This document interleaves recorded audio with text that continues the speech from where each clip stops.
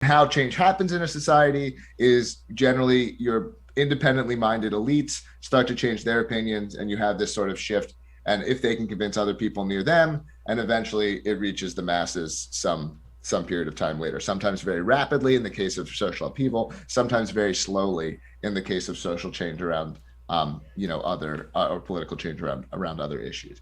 So the strategy for libertarian success is essentially, well, if we reach a critical density of people who are strongly libertarian, we will pull a lot of people to our side. And this is part of what you're seeing, where might only be 6,000 of us, or I think there's probably more. Like, I actually think it wouldn't surprise me if there are 10,000. Like, libertarians don't always like being put on lists and this kind of thing, right?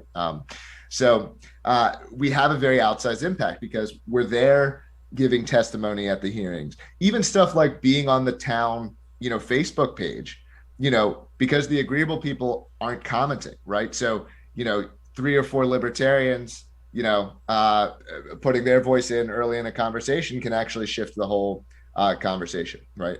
And so this is what we're doing. We're being very solid in our positions, consistently holding out for that libertarian position. Sometimes we'll accept a compromise that moves us closer to the libertarian world that we would society that we'd actually want.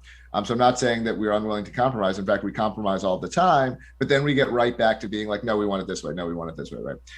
And so I think this is this is part of how it works. And so the libertarians have also, this same effect plays out in basically all human social climates, to the point that libertarians are making the libertarian Republicans are making the less libertarian Republicans more libertarian.